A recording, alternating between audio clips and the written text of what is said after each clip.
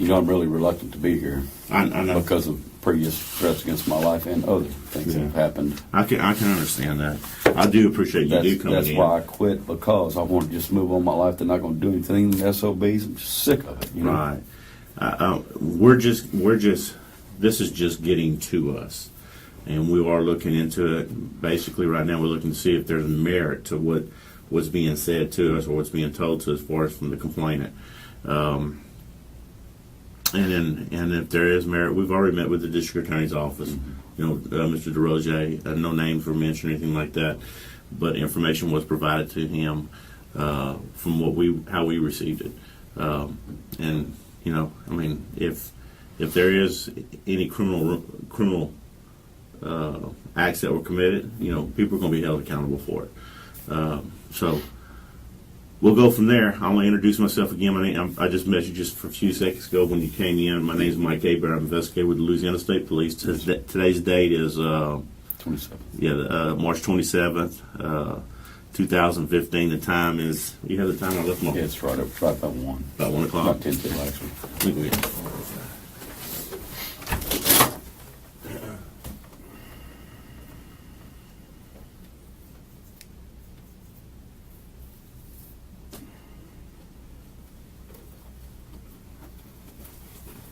Time is 12:51 p.m. And just for the record, can you go ahead and state your...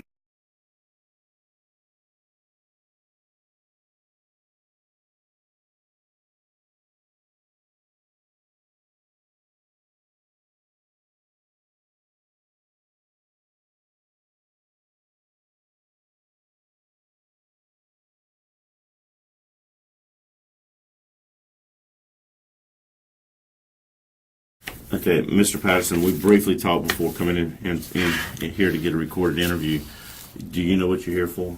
It's the Bayou project. Yes, sir.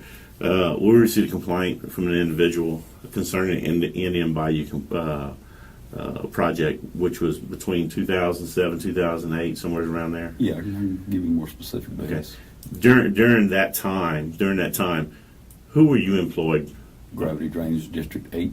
For Calcasieu Parish? Yes, sir. And what was your duties and your responsibilities? I'm a heavy equipment operator, and my responsibilities were to burn the debris that was cleaned out of the bayou. Okay. And who were your supervisors? John Rion. John Rion. And he is the superintendent at Yes, Calcasieu sir. District At 8? Gravity Drainage District 8. Okay. Drainage districts are corporate law. They're separate. They're funded by people of that given ward that they're in by tax millage vote. Okay. And that's what you're here for. We, like I said, we received some information that indicated that there might have been some criminal activity that went on during that time, and we were given the task to conduct an investigation to see if there was any validity to the Yes, sir. to the information that we had. So I found a deposition on some of the transcript of your deposition, which was dated January 28th of 2010. I read over it, and so I am a little familiar about what's going on. Yes, sir. Now let me ask you a question: is there any information and you've read over it too, your deposition, and is there any information in this deposition that you did not provide to the attorneys, and that maybe because there was questions that were not asked? Yes, sir. Okay, so in your deposition is not the whole story of everything that was going on. That's correct. Okay. Well, with that being said, let's go ahead and start by telling me, when did you start or take on the position at the District 8? In 2001. In 2001. Yes, sir. And you were heavy. Heavy equipment operator. Okay. So let's talk about the project. When y'all were given the task to clean up, let's start from there. Everything that you know about it, if you can just go ahead and tell me. You get overtime? Whatever you feel like that you could tell me now. I mean, this Really, is the time. one of the questions she didn't ask at the deposition was, did anyone approach you guys asking about logs? Okay, that's what you're here for, okay? Yes, sir. Okay, I'll tell you what, let's simplify it because there is a lot of information. I'm not here about the contracts and about... Yeah, I don't know I'm not anything here about that anyway. But during the course of that project at Indian Bayou, there was a lot of debris, eligible, what they say, eligible debris and ineligible debris. Right. And are you familiar with ineligible and ineligible? What was? Well, as far as I know, the ineligible debris is anything that wasn't caused by hurricanes. As far as I know, like I said, I haven't seen the contract. Don't care about it. Right. It wasn't my scope of duties. Well, what was your scope of duties at that time? To burn the debris and or unload the barges as they came in. Not with Mike. Not with Mr. Broussard. He unloaded their own barges. When the district self-performed a lower end cleanup, that was my duty. Okay. Well, let's talk about that. As the debris that was coming in from the bayou, from off the barge, you offloaded the barge? Now, are you talking about the part that the district performed or Billy Broussard performed? That you performed? Yes, sir. You offloaded? I offloaded the barges and I separated debris. And when you have stuff like that, you have to make a small pile of debris and progressively get larger with it so you can burn it. You just can't just throw big logs and start them on fire because they're waterlogged. Let's make sure that we're on the same page. Broussard's company was tasked to remove the debris out of the bayou, bring it to one of the burn sites where you would offload, or you or District 8 members would offload the barges? No, sir. No, sir. Okay. He offloaded all of his barges. So y'all had your own barges out there? There were 3 sites, 1, 2, and 3. Okay. And the site 1, I don't know. We only burned the debris there, but I wasn't there when it was offloaded. Who was getting the debris and loading it on the barges to bring it to the offsite? Billy Broussard Incorporated or whatever. That's in site number 1. Site number 1 and 2. That was Billy Broussard's. And where were you at? I was at site 2. At site 2? Yes, sir. Okay. So not always. Now the Mike Higdon, the inspector that worked for the district temporarily for that project, he kept coming in the shop telling John Reed, "You better get those guys out there. The site's full." And when we got there, we saw a mountain of debris. It's like, my God, we'll never get through this stuff.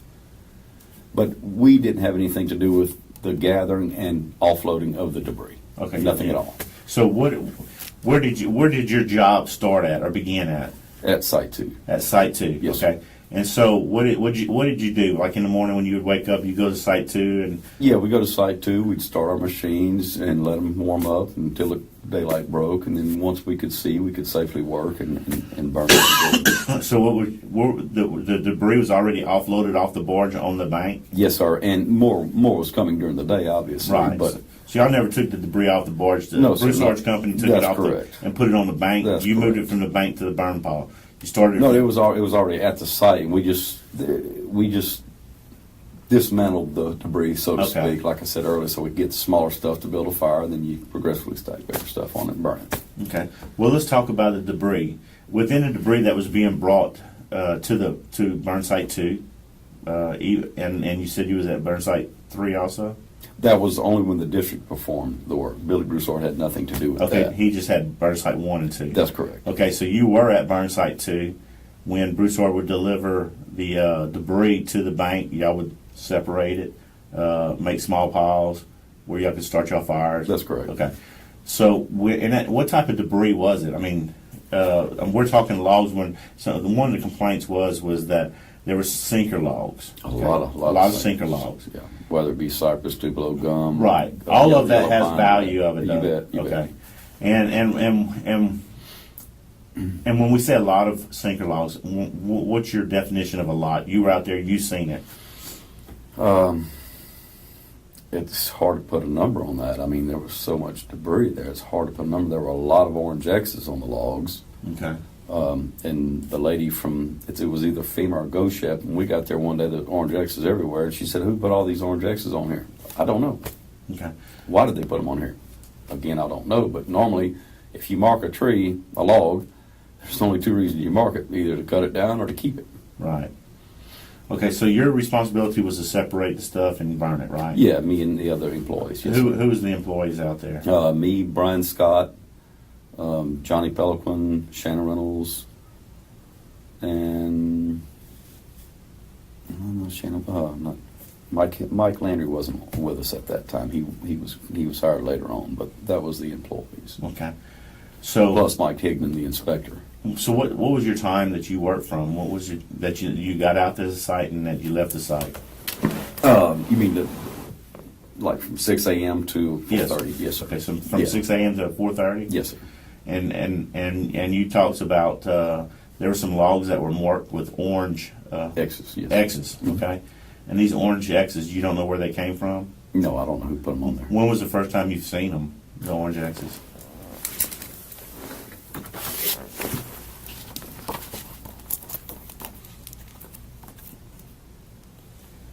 Okay, the first time I saw, now you have to remember I have so much stuff, it may not be accurate, what I'm telling you right now, but I can find out how accurate it was the first day we went on there. This is one of the pictures. This is dated October 22nd of '08. What was the purpose of you? I mean, I see you're pretty well prepared and organized, and you have a lot of documentation there. What was the reason of documenting all this? Well, because I've been doing this actually since '06, prior to the previous lawsuit being a coworker had filed against the district for theft or misappropriation of almost $200,000 worth of money. We even filed suit against the district because of that. Who was that? Was that with Brian Benoit? Benoit? Okay. Yes, sir. And it was a CYA thing, and I had this from '06 till the time I quit. Okay, so you started You have covering to, yourself. You bet. You Okay. have to, because over there, people that are honest don't stand a chance. Right. Don't stand a chance. So if you tell me I was here one day, I don't trust you. You documented something, you doctored it, whatever. No, this is where I was this day. This is what happened this day. I don't care what you said. What I say was true. Okay. That's the way they are.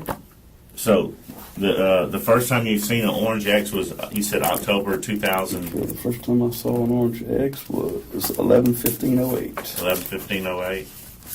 And there it is on the end of that log. Okay. Now, would these logs that had orange X's would they get burned too? Yeah, Or- sometimes, yes. Sometime. Sometimes. But you can't be there on site 24 hours a day. Okay. You don't know who was making these orange X's? No, sir, I They were don't. made before you got They to were work. there on site too when we got there. Yes, sir. So, were y'all received any instructions of what to do with these logs that had orange X's on there? No. Okay. Not the employees, not the field employees. Okay. Well, what information can you provide me about the orange X's? Or the logs with the orange X's? What information do you have that you might? The only information I would know would be that they were worth keeping. Okay. I mean, a rational decision on common sense. That's the only Yes, sir. thing I would, like I said earlier. Either you cut the tree down or to keep it. You know? Okay. Do you know where these logs came from? They came from the Bayou. All these logs you see in these photographs Uh-huh. were unloaded by Billy Broussard. Okay. This is Site 2 Okay. at the end of Deerfield Drive. Okay. What are some of the questions that was not asked to you when you gave your deposition that you feel like that? One of the questions she should have asked was, did anybody approach you to load logs? Did anybody ever approach you? Yes, Who did that? Mike Higdon. Who is Mike Higdon? He's John Rand's foster brother. He was hired as the inspector on the site. Okay. And when he asked you to help him, when he asked you that, what'd you tell him? Well, me and Brian Scott were there, and he asked me to look. Well, first he pulled in with a truck and trailer, and I said, you're not going to be able to turn that truck and trailer around in here. You don't have the room. And he said, I already have. Okay. And I said, I'm not going to load you any logs until John Rion tells me to. So he gets on his phone, and he walks away towards the entrance. And I said, I don't mind loading for you, but John Rion's going to have to instruct me to do it. Right. I was not instructed to load any logs for anyone. And what happened then? Well, he walked to the entrance of the site where we couldn't see him, and he stayed on the phone for about half an hour or so. Okay. Did He John came back and left. Okay. John Rion never told you anything? No. From your time out there, have you ever talked to John Rion about the logs, or has he ever mentioned to you anything? Well, he talked about, before the project started, he talked about the district making furniture with the logs. And I said, John, we're not cabinet builders, furniture makers, we're heavy equipment operators. Well, my brother's a cabinet maker or a furniture builder, whatever. And I said, well, that's fine, but we're not. You know, Right. we're not. We don't have time to do that. And he said that about before the project started, It was either before or during that time, yes, sir. and that was probably the only time that he's ever mentioned anything about the logs that you know. To me, To you? yes. But they didn't like me to begin with because I filed suit against the previous superintendent, and I'd been punished. Yeah, I've been punished since then. You say you told me your life was threatening. Yes, sir. Threatening. Who threatened your life? Brian Benwell's son. He came into the office and threatened me, Johnny Pelican, and Leslie Impostata. Oh, this is during that first incident? Okay. He threatened us in the district office. What about with Rion? Has your life ever been threatened during this? No, not yet. Not yet. Do you expect that it will be? I'm not comfortable being here. I told you Yes, sir. I'm reluctant to be here because of that Yes, reason sir. and other forms of retribution Right. through Calcasieu Parish. Do you mind if I look through your photographs? Sure. Okay. Now, they don't all pertain to Indian Bayou. Like I said, it was just a cover my behind situation. And there's duplicates of all this stuff in case something does happen to me. My family and my attorney have been notified if something happens to me, here's where the duplicates are located. And they're not at my residence, so nobody, if they burn me out. That's the one that you showed me, that orange Yes, X sir. on Yes, sir. 11/15/08? Yes, sir.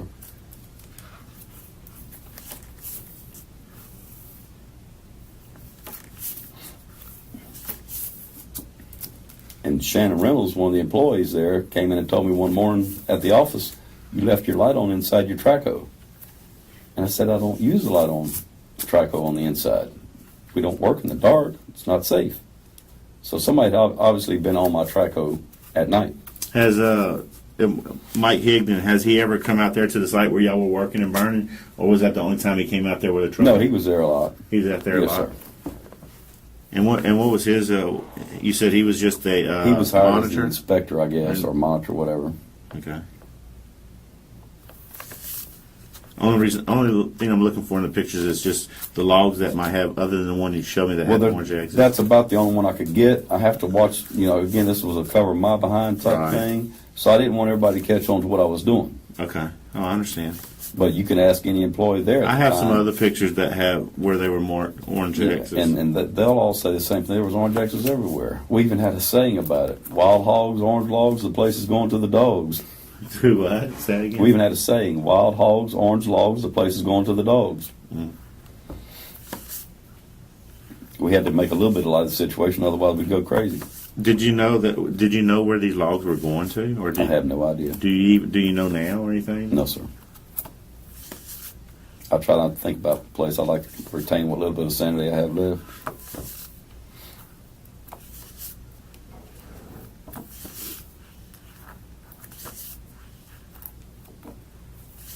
And if you'll make your note there that is photo album number 10. This is photo album number 10? Yes, sir. How many albums do you have? Probably about 15. Okay. But not all pertaining to that? No, sir. Okay. They date back to 2006.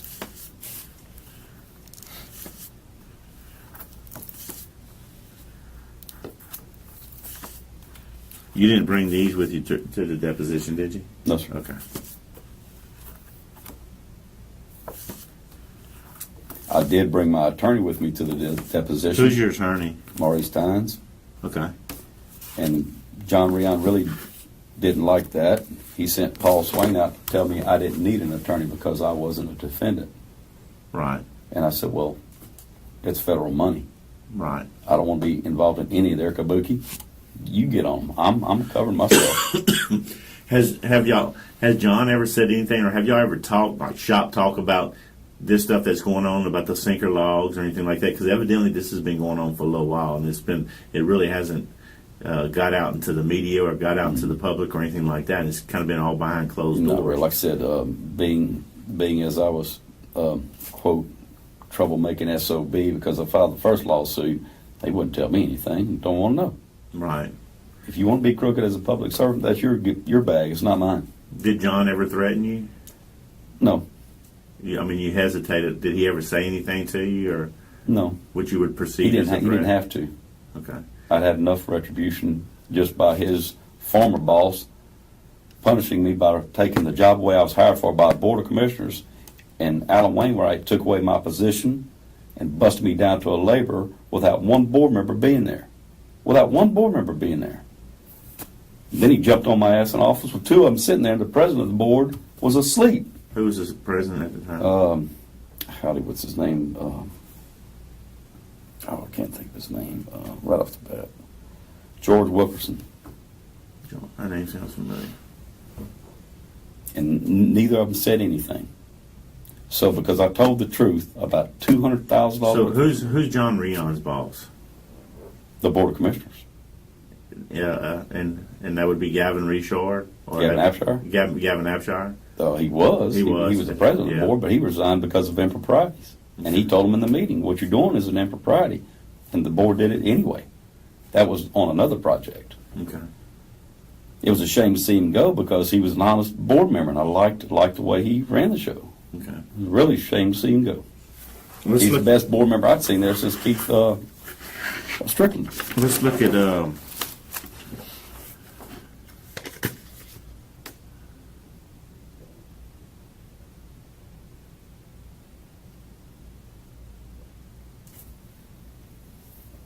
I mean, in your deposition, you said that your job was to separate in the pile and stack it and then burn the logs.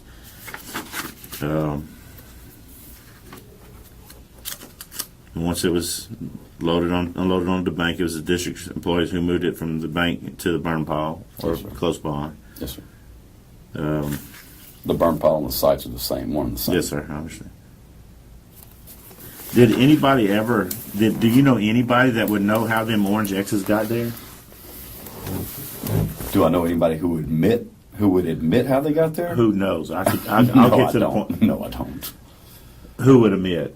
Or you point me in a direction who to talk to would have most likely the information that I would need that would actually witness. Mike Higdon and John Rion knew the most about the Sycamore Cypress logs and other logs. Mike Higdon was even pointing out, this is so-and-so, this is Tupelo gum, this is yellow pine, this is cypress, blah, blah, blah. While they were in the pile? Yeah. What else has Mike Higdon said around you, or even John Rion said around you about any of the logs? You just told me about Mike Higdon pointing into the logs that they were in a burn pile and telling you what type of logs they were. Well, on Site 3, when the district performed it, we had a guy there working there, Mike Landry, that was our chainsaw man. And he was very good with the chainsaw. I even hired him to do some work on my personal property. But John Rion accused him of stealing logs from Site 3 at the end of Carolyn Drive. And allegedly, a resident saw Mike Landry go down Carolyn Drive in a dark green Dodge truck flatbed at night, a two-wheel drive with a portable sawmill, where our trucks barely made it down. There was four-wheel drive trucks. But if John Rion knew that a resident called him and complained that this guy was in a dark green Dodge truck at night, why didn't John call the police and have Mike Landry arrested for that? Yeah. He was just terminated. And when Mike came to pick up his last check, he had wood shavings all over him intentionally as a joke and just scattered them all over the office when he got his last check. And we all laughed out loud because Mike was a good guy. Yeah. And Mike didn't steal them. And John Rion even had Brian Scott pick up some cypress shavings and a couple of pieces of cypress as evidence that Mike Landry was stealing the logs. We all just thought that was funny stuff. The only reason Mike cut that one log on the burn site was to show us if you cut with the grain, it comes out like spaghetti. We were just all amazed at that. I don't even have one of these in here. But the trees that had orange X's on, they were not all just cypress. They could have been Tupelo or yellow pine. And right, but the ones that had the orange X's, to your knowledge, they were all sinker logs, though. Yes, sir. They were not just logs that were on the bank. They were sinker logs. That's correct. And what is your definition of a sinker log? A sinker log is waterlogged. There's no branches on it. It's been there for a long time. Okay. And that's obvious compared to the other debris. It's very obvious. That's correct.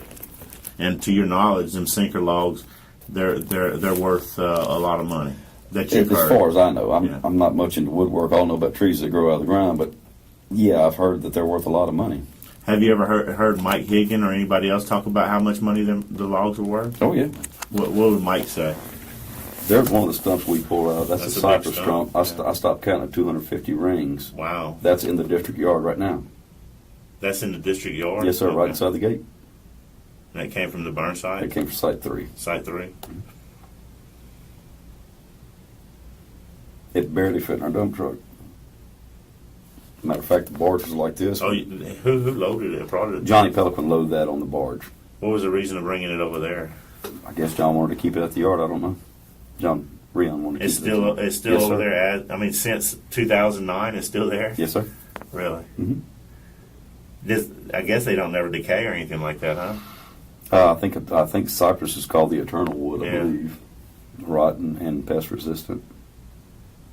Okay, well, that's I it. think there's a picture. It may not be in this album, but I know I have a picture of the evidence, meaning the shavings and the piece of cypress. If you was to guess, you were there. You seen the logs, looking at the. There's the evidence that John Rion had Brian Scott load up. That's from Site 3, though. That's when, after he accused Mike Landry of stealing the logs at night in a two-wheel drive truck with a portable chainsaw and didn't call it off. What would be your guess if, with the logs that were piled up and the amount of orange X's on the logs and sinker logs that you'd see, one of your responsibility was to burn the debris. Now, if my responsibilities, let's say I was doing what you were supposed to be doing, and I'm burning trees and burning logs and all this stuff, and I see, just estimate, I see 10, 15 logs out there with orange X's.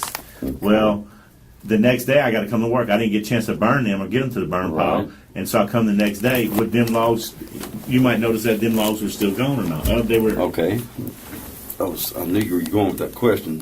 These logs, this is the entrance to the site from the end of Deerfield Drive. Uh-huh. This would be from the Bayou looking east. Okay. Most of these logs had the orange X's on them, but they were at the opposite ends.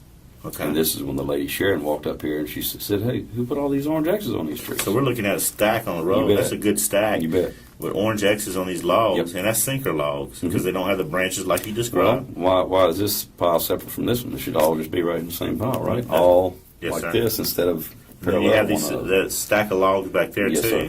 Now these may be that might have been us separating them. See how the smaller debris is here, I and see. then you just as the pile would get Now, going. let's say you see this pile. Mhm. You're burning. And the next day, you got eventually get to this pile to burn it. You show up to work next day. Would these logs be there, or were they? You could tell they'd been tampered with. You can tell that some They've of been them moved missing. around because see that I told you about Shannon coming in and say you left your light on in Traco. Well, get there next morning and the machine might be in the same place, but site had a little bit of differences. Just overall overview. Okay. It didn't look the same. It didn't look like this. What one. was the equipment that was left out on the site overnight? Could you load the Absolutely. truck with that type Absolutely, of equipment? absolutely. If you look in this photograph, there's a thumb. Okay, I see. It's like And you grab it. them. Yeah. Yep.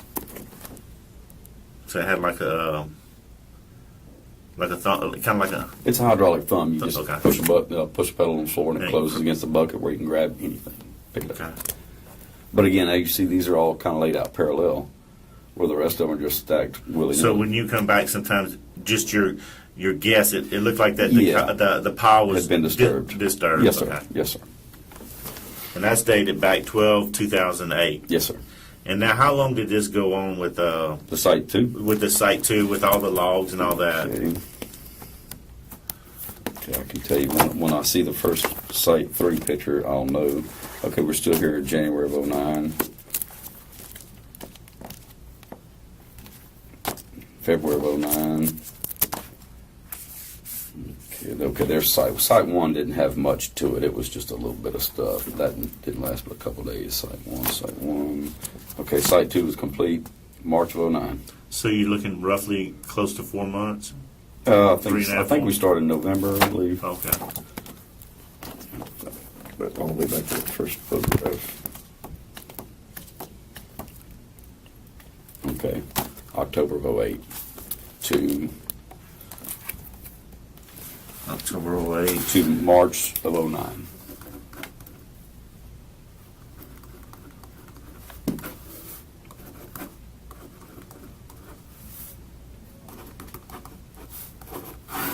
Site 2.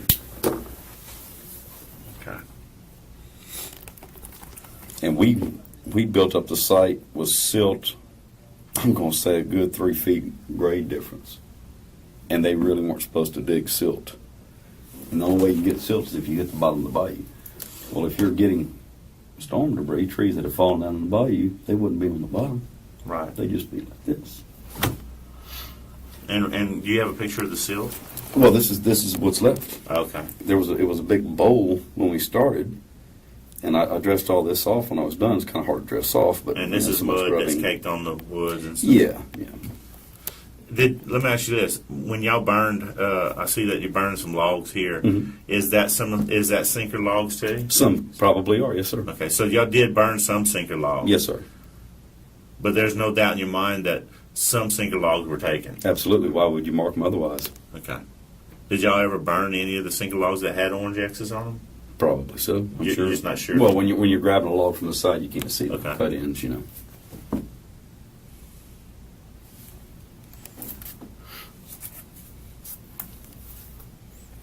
If you more copy, you take right there. What is this folder right here for? This is my written journal. Okay, your written journal. Some of one of From them. when you were out there. Well, like again, this goes back from 2006 until I quit. Okay.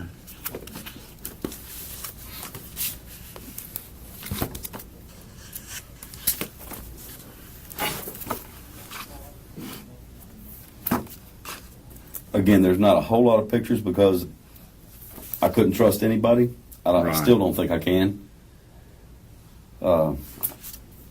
Well, just for the record, you didn't approach us. I approached you. That's You're correct. reluctant to come over here. I'm very reluctant. And actually, I got you through another guy. I had to go through another guy to get to you to see if you can get you to come over here. Yes, sir. Again, that's why I quit because Right. I wanted to just move on with my life and get away from all that kabuki. So I understand you want to separate yourself, but when people choose to violate the law and profit with government equipment, government employees, they have to be held accountable for it. And that's Well, at Drainage District 8, that's a promotion.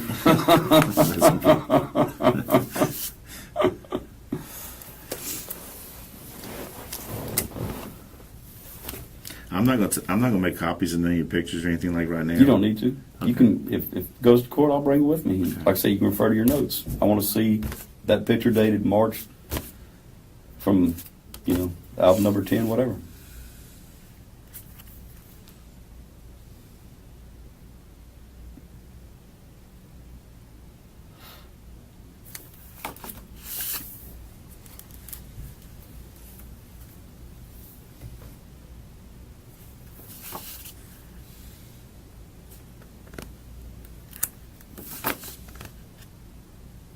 Yeah, I really don't know, Mike, why public servants can't just be content by doing their job Yes, sir. and going on with it. Most of them make, especially people in John Rion's position, you make plenty of good money. I don't know what he makes. Plenty of good money.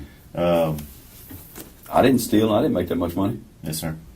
I'm not accusing John Rion of stealing, but somebody stole something, otherwise I wouldn't be here. Yes, sir. And we are looking into it. We do have information that from some of our notes of two individuals that might be involved, and we're looking into it. And if we can find out and obtain evidence, I mean, they're going to be prosecuted. Now, keep in mind that the district nor the police jury have gotten back the $200,000 that we sued the district over. That was misappropriated to Woodbrook Incorporated. Gain of one landowner. That was what the lawsuit was over. And that lawsuit was from In 2000. Benoit? With Yes, Benoit? sir. Okay. Yes, sir. There were over 50 indictments Yeah, handed down. I'm not familiar with that case at all. Well, were you here in 2007? Mm-hmm. It made the news every day just about. Yeah, I mean, But- I knew about the rep, but I'm not familiar with the case. But there was over $200,000 given to one landowner. Now, as a public body, you're supposed to do good for more than one person. You can't just say, okay, well, Mike needs a ditch dug. Yes, Too bad, Mike. You'll have to hire a contractor. If you and your neighbor are flooding, yeah, we'll go dig your ditch. Both of you benefit. But we can't go and say Where just one one person guy can- benefits. But I've since all this come up, I've done some research and the sinker logs are very valuable, and the reason that from the information that I've looked at, the reason there are not many people that do it because it's very costly. Oh, sure, You know, sure. I to wouldn't doubt remove that. the sinker I wouldn't logs doubt because of that. the equipment. Sure. The equipment was out there, and I can You understand had if barges, the equipment, everything was already in place. Yes, sir. And maybe it's very possible somebody took advantage of that. I don't doubt it. And if they did, like I said, we're going to take it. The DA's office said they would prosecute, and we're going to take it to them once we can get the information. I do appreciate you coming in here. I have your number. I'll definitely probably be contacting you or calling you. Okay. Maybe get some guidance and direction. Is there anybody that comes to your mind that I need to talk to? I'm not going to tell them that you told me, but Contact Brian Scott. He's the last true, honest drainage district employee I think they have left. Brian there. Scott. Yes, sir. You would, and I'm not going to tell him how I got it. You wouldn't have his number or nothing, huh?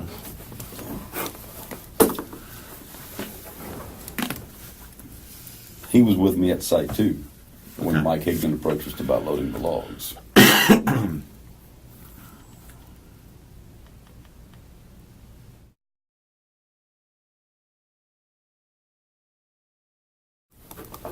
Okay.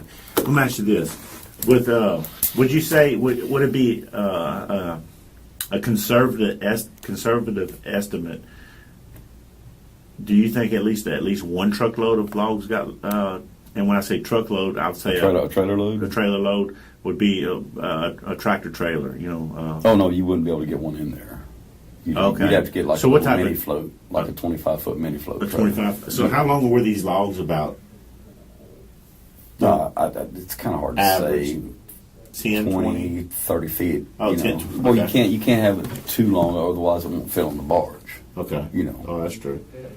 So And I want to say the barge was 16. how many logs could you get on one of the mini floats? If they were stacked right, Well, that's it. What did Mike Higdon drive out there? He drove a truck. he drove. It was a GM. I want to say it was a maroon GM truck with a mini float, a 25-foot mini float dovetail. How many logs do you think you could get on that mini float? Depending on the size of the tree, you could probably get anywhere from 15 to 20. I would say, if you had proper chains and binders, yes. Would the weight? Could you make it out? Oh yeah, if you can haul a 308 Cat or a D5 bulldozer, Oh. you could haul, because we haul them all the time on those trailers. Okay. So 15 to 20 logs. Yeah, that wouldn't be hard to do. And being that you saw the pile there, machine, you could load one up in less than an hour. It would take you longer to bind it down than it would to load it. All right. Well, I was looking at the pile. The picture that I seen, the piles were already stacked. You could just get the equipment and grab it and put it on there. Yep. You say about an hour. You have it loaded down. Yeah. Probably about an hour to bind it down. Yeah. And being as we didn't work at night, if anybody could go in there at night, and we worked 410s, and the days we didn't work on the weekends, anybody could go in there. You know. Okay. So y'all work 410s? Yeah. Now we did work a lot of overtime on that project, but still, if we were on another job, let's say you saw a lot of these jobs didn't have anything to do with anybody. Let's say Right. if we were over here digging this ditch, there could be somebody at the site loading logs. During We the wouldn't day, have yeah. any knowledge of it. Was that the first time that you ever seen Mike Higdon out there in that vehicle with that trailer? Yes, sir. Yes, sir. That was the only time you seen him out there with Yes, that. sir.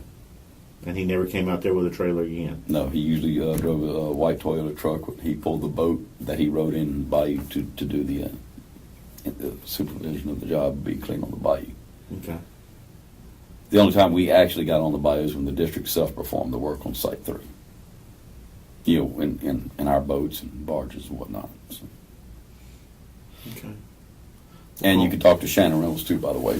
Ah. He was an employee there. Yeah, let me do that. He no longer works there either. Brian Scott works there still. And my Brian Scott still works yes, there? sir. I might have to approach him. Yeah, he's. I really worry for him more than I do myself. God, poor fella, he don't deserve that. Okay.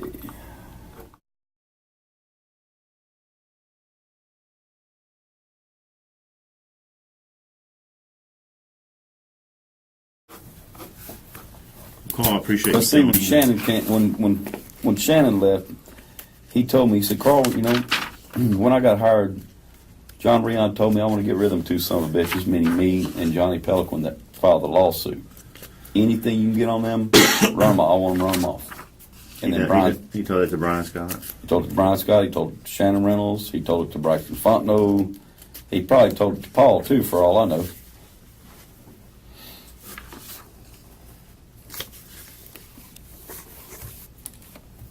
Who did Higgin? He reported to Rion. Yes, sir.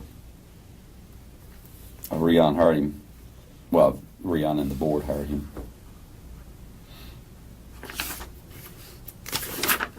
Yeah, pretty much everything's in deposition except for.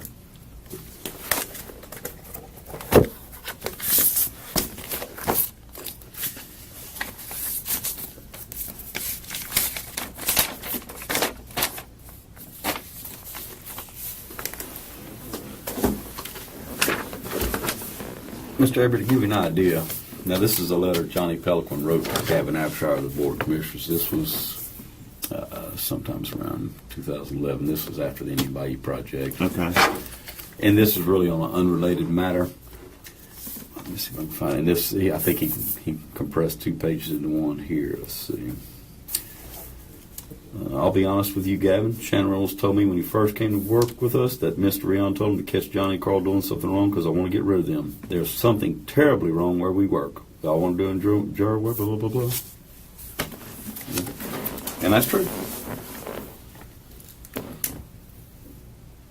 He even asked if John Rion is immune to the HR policy in there.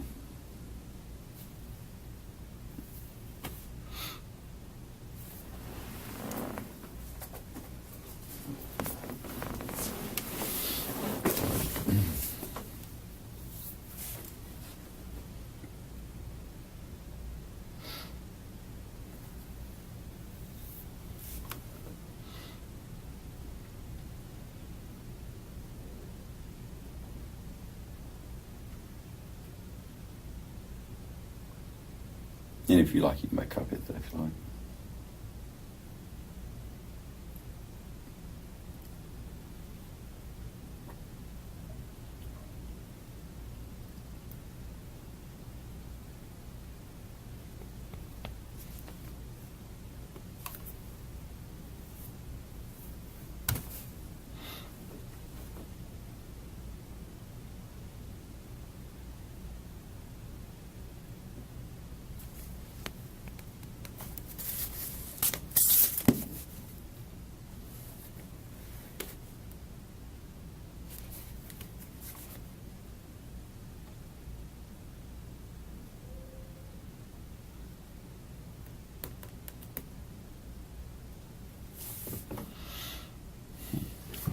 I don't need a copy of that.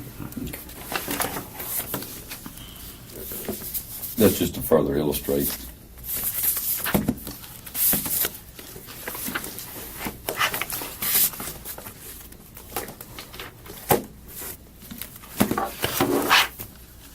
I mean, everything explains what you basically summarized in here about the separating of the wood, the cypress. Yes, sir. Did he, and you don't remember if anybody jokingly made him jokes about them? I mean, I know that, like, if you and I were out there talking and all that, we would see that. I know you and I would talk about it and joke about it. Is there anything? I mean, who did y'all speculate was putting orange X's? I mean, this is just speculation. Yeah, sure. It's all spec. I mean, I didn't see anybody load anything, but Who do y'all think? I would speculate Mike Higdon had something to do with it. He asked me to load logs for him. Okay. And being as he worked for John Rion, John, do you know this guy's wanting to load logs? Yeah. He works for you. He answers to you. Right. And John- in the deposition, Rusty Stutes even made a joke about it. When I left to go to the bathroom, I came back in to finish my deposition. He said, by the way, this cypress table here is sinker cypress from Indian Bayou.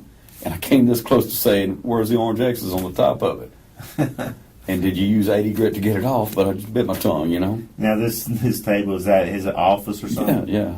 I mean, is it a table that possibly could have come from there? Sure. I mean, does it look like it was milled? I mean, I didn't pay that Okay, I much was just attention to wondering. it. But yeah, it's possible, sure. I think his dad builds homes. I'm Yeah. not sure about that, but I think his dad builds homes, so surely somebody knows woodworkers if that in fact happened. Again, it's all speculation. Right. I'm not making any accusations. I mean, you could tell some of the woodwork would be commercial, or some of it would be. Yeah, but I mean, nowadays they can make imitation anything. Right. You know, that looks, they make imitation wood at a full termite nowadays, Yeah. So, Well, Cole, I but appreciate again, it's all speculation because Oh, I I didn't see understand. anybody load anything. Yeah. But How old is Mike Higgin? I guess he's probably in his 60s, I guess. In his 60s? I would guess. I don't know. Okay. He's a nice guy. I mean, did y'all get along? Yeah, he never said anything crossways to us. I mean, but Did most you- time he was on the Bayou. Did you know a name Mike Guidry or something that was out there? I don't know that name. Okay. Now, what I thought was odd, though, Mike, was Rion had Mike Higdon, or had the crew make up some, the little noodle floaties that kids wear in the pool. Yeah. He had us make up a bunch of those. Higgin did? Rion had us make a bunch of those. Oh, really? To where they could mark stuff in the water. But I saw the map from FEMA, and all the sites where the debris was, the approved debris to be cleaned was located, were marked with GPS locations and red flags. So why did he need to mark them with these little floaties? Who marked them with the floaties? Mike Higdon did. Oh, he did? Yeah. But he had y'all make the little noodles, Yeah, Rion had us make them. the floats? Yeah. How many do you think y'all made? Oh, golly. There's probably still some in the filing cabinet in the building behind the shop there. Oh, really? Yeah. Yeah. And the filings I showed you with that piece of wood, they're probably still in the district shop. Let me ask you a question. Rion's office is at the district? Yes, sir. How long have you been gone from there? Since last July. Since last July? But I wouldn't doubt that those things are both still there. Just like I told you, housekeeping is not one of John Rion's strong suits. Okay. What about like his computer? Did he keep things on his computer that you know of? You don't know. You never went in his office. I'm computer literate. Okay. And he didn't like you anyway. no, exactly. Okay. Is there anything at the district that we go over there that we could possibly find? Yeah, That big log. Those Noodles. Well, that's probably still in the same file cabinet. It's probably still in the same drawer, Mike. Okay.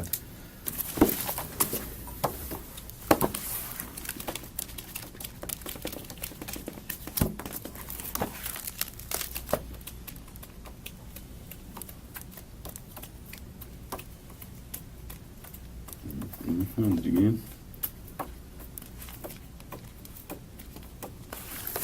Okay, when you walk out of the office into the shop, there's a gray filing cabinet there. It's probably still in there. Okay. This is a green toolbox. There's tools in here. But that's probably still, it was when I left. Okay. Because when I was on Site 3 and Brian Scott was putting all this stuff in the bag, I was on the bulldozer and I stopped and said, "What are you doing?" He said, "I'm gathering evidence." I said, "Gathering evidence? Evidence for what?" He said, "To prove that Mike Landry was stealing logs." I said, "What?" Because this is the log he demonstrated to us that if you cut with the grain, it makes like spaghetti when the saw cuts it, when it's wet. Instead of making just little sawdust chips, it just comes out like spaghetti. And we were all amazed, So, wow, check this out. So John Rion, I guess, wanted to capitalize on that to accuse Mike Landry of stealing the logs. And that was in 2009. Mhm.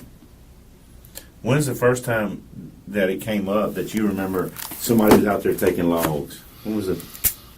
Well, as far as taking logs, I don't know because I didn't know anything about that. Other than when I tell you Mike Higdon wanted us to load the logs. But the first time I suspected somebody was out there was when Shannon Reynolds came up to me and said, "You left your light on inside your Traco." And I said, "I don't use the light on the interior.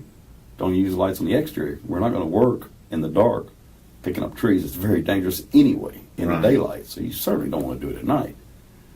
Because at Site 3, after I'd unload the barge, I'd have to carry the debris up the hill to the burn site and stack it and burn it. And God, I don't know how many pieces I picked up. Millions of pieces when you add them all up. And I picked up one with that big PC 290, and a piece of that log broke and started doing this boomerang thing. And all I could do was duck, and it busted the whole front glass. Luckily, I didn't get hurt. John Rion wanted to write me up and everything else for that. He never once asked me, "Are you okay?" Never once. He just got on the phone with risk management. "He's in a district vehicle, blah, blah, blah, it's damaged, blah, blah, blah." Who's not going to break a window on a Traco doing that? I don't care how good you are, You're picking up 20 million pieces of wood. Something's going to happen sooner or later. If you can find one Traco that does it, and never has broken window, you better go to the boat. Start pulling that bandit, Yeah. But as far as when I speculated it happened, John Rion kept us from Site 2 for a long time. So I don't really know. What do you mean by kept y'all from this side? Mike Higdon kept coming in and saying, John, you better get them out there. The site is getting full. And then once it's So it was getting full because Bruce Orr continued bringing debris that's out right. there? That's right. And where were y'all at? Where were y'all sent to?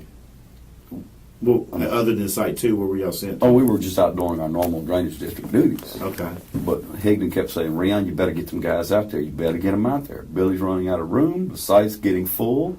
And if the site's full, it's going to be hard to make a clear space to where you can burn them because as it is, they have to be approved by the DEQ and wetlands and everything, the Army Corps of Engineers. You can only have this big a footprint to work within. Otherwise, you're damaging wetlands and mitigation, this, that, and the other. So Mike Higdon kept on, look, get them out there, you know. And Billy was, I'm sure he was probably frustrated because once you got a full site and you get there with your barge load, you got to do 4 hours worth of work before you can unload a 30-minute barge load, you know. Look, man, this is probably tough on him, I would imagine, you know. Yeah. You know, it's kind of like moving a 4-bedroom house into a 1-bedroom. But there's no way you could get the sinker logs out of the debris unless somebody had to. Unless they were being cherry picked, you know. Well, like I said, that stacked to the side, yeah. But Did y'all separate them sinker logs and stack them like that? no, sir, I did not. I didn't. Who did? Don't know. They were stacked like that with the orange Yeah, X's? because when Sharon with either FEMA or Ghost Ship, whatever, she said, "Who did this?" So y'all would never take the sinker logs and separate them from the other pile? No, if I'm burning, it didn't matter what it had on it. It could have had gold bands around it. It's burning. And that stack, that picture you showed me, were all sinker logs. Yes, sir. And it was stacked up pretty nice. Yes, sir. Okay. And you know, And there was no debris with it other than, you know, like you saw the other pile, it was just everything thrown willy-nilly. Right, and that was that was stacked up like it was separated, ready they to were stack. parallel, there was no silt in it, no nothing, you know. So, and that picture that you took, were y'all out there working during that time? Or? yes, sir, all these pictures were taken on the clock. Okay. Yes, sir. No, and what I mean by that is how it was stacked. If somebody could have stacked them logs overnight like that, or what? Oh, yeah, absolutely. Okay. Absolutely. They Or could- even during the daytime, like I said, if we were on another job, it wouldn't be anything for somebody to come up there. and stack them. Yeah, yeah. Okay.